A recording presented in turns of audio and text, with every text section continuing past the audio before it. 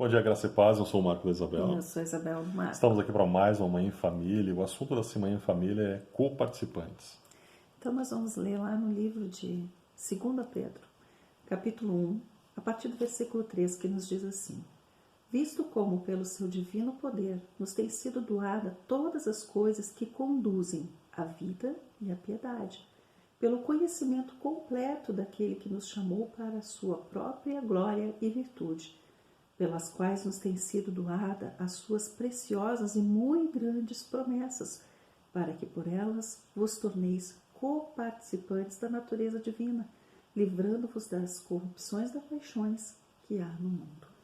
Então a gente vê lá no iniciozinho assim, ó, que todas as coisas, o poder do Senhor divino, né, nos foi dado para que todas as coisas que conduzem à vida e à piedade. Então o Senhor nos abençoa para as coisas que conduzem à vida e à piedade, as nossas necessidades aqui e as nossas obrigações de amar o próximo como a nós mesmos. Então é sobre isso que a gente quer ver. O que é ser coparticipante do Senhor? Coparticipante é participar com, é como andar ao lado, é como dizer assim, vamos juntos. E Vamos participar juntos. Esse é o convite do Senhor. Vamos andar juntos, vamos cumprir a palavra junto. Então, para a gente entender melhor o que é ser um coparticipante, vamos analisar aqui quando Pedro, o mesmo que escreveu essa passagem que a gente acabou de ler, quando ele foi chamado pelo Senhor, no meio de um grande milagre, no meio de um grande feito do Senhor, e como ele entendeu ser coparticipante, porque a partir daquele momento ali, ele já passou a ser coparticipante do Senhor. Então vamos abrir lá em Lucas, capítulo 4, versículo 42.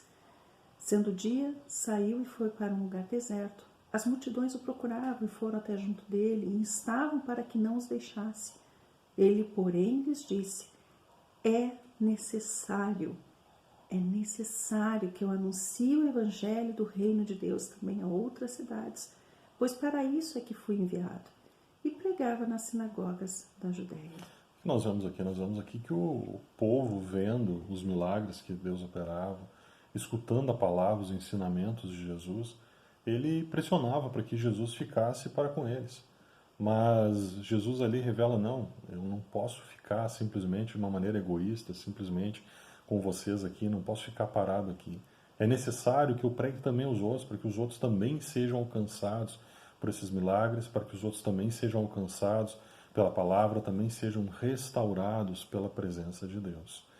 Então nós vemos que esse povo, inicialmente eles tinham uma visão egoísta. Não, segura aqui para nós, não, fica aqui conosco. Para nós. Exatamente, nós queremos, fica aqui fazendo milagres para nós, fica aqui nos ensinando, fica aqui dando diariamente a palavra que nós precisamos. Resolve todos os nossos problemas aqui para nós. Exatamente. E dentro desse contexto, na sequência, nós vemos o chamado de Jesus, o milagre de Jesus operando. Quando Pedro pescava, e na realidade não pescava, né, porque não conseguia pescar nada, mas lançava as redes, chega Jesus e usa justamente o barco dele para pregar para as multidões, inicialmente para pregar. E depois de ter levado a palavra às pessoas, ele diz para eles: agora peguem e lancem a rede.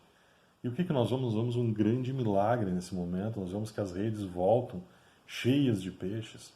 Ou seja, seria prosperidade, seria, materialmente falando, estaria resolvidos os problemas ali de Pedro, daqueles pescadores. Eles se encheriam de recursos com a venda daqueles peixes. Eles poderiam tranquilamente ignorar tudo e seguir a vida deles da maneira como eles sempre haviam agido até aquele momento, buscando somente a questão material, buscando somente encher de recursos. Mas não, eles têm uma palavra de Jesus sobre a vida deles, que é... Vou ler para nós, amor? Vou ler a partir do versículo 6, tá? Capítulo 5, versículo 6 diz assim: Isto fazendo, apanharam grande quantidade de peixe e rompiam-se-lhes as redes. Então fizeram sinais aos companheiros dos outros barcos para que fossem ajudá-los, e foram e encheram ambos os barcos, a ponto de quase irem a pique. Vendo isso, Simão Pedro prostrou-se aos pés de Jesus, dizendo: Senhor, retira-te de mim, porque sou pecador. Pois, à vista da pesca que fizemos, a admiração se apoderou dele e de todos os seus companheiros, bem como Tiago, João, filho de Zebedeu, que eram seus sócios. Disse Jesus a Simão: não temas, doravante serás pescador de homem. E arrastando ele os barcos sobre a praia, deixaram tudo e o seguiram. Então eles receberam uma palavra ali, doravante serás pescador de homens. Ou seja, não somente a questão material, não somente aqueles peixes que eles pescavam, mas a partir daquele momento eles seriam usados por Deus para alcançar muitas vidas. E o que eles fizeram mediante essa palavra? Eles largaram tudo e passaram a seguir a Jesus. Significa que eles não receberam mais do milagre, não receberam mais dos bens materiais? Não. Viram muitos mais outros milagres. Significa que eles escolheram o melhor, receberam e aceitaram na vida deles ser co-participantes juntos com Jesus, dentro desse grande ministério que Jesus teve aqui na Terra como homem. Então, para a gente concluir, né? Vamos voltar de novo lá em 2 Pedro, capítulo 1, versículo 3. Visto como pelo seu divino poder nos tem sido doada todas as coisas que conduzem à vida e à piedade. Isso é Pedro falando. Pedro que viu esse grande milagre que aconteceu na vida dele, no momento do chamado da vida dele. Ele pega e fala assim, ó, ter sido nos doado todas as coisas, né, que nos conduzem à vida e à piedade, pelo conhecimento completo daquele que nos chamou para a sua própria glória e virtude. Então nós temos que buscar conhecer o Senhor. Pedro fala isso aqui no final da sua vida. Ele passou a vida inteira buscando conhecer o Senhor, foi testemunha oculares de muitos milagres e mesmo assim continuou a vida inteira conhecendo ao Senhor e anunciando ao Senhor. No versículo 4, pelos quais nos tem sido doada as suas preciosas e muito grandes promessas, para que por elas vos torneis coparticipante da natureza divina, livrando-vos da corrupção das paixões que há no mundo. Então, gente, assim, ó, Deus supre as nossas necessidades. Deus supre o que a gente precisa. Mas tem algo mais, que é a bênção do Senhor, que é ser coparticipante, é participar junto do chamado do Senhor. Como a gente fala nos cursos de casados, né?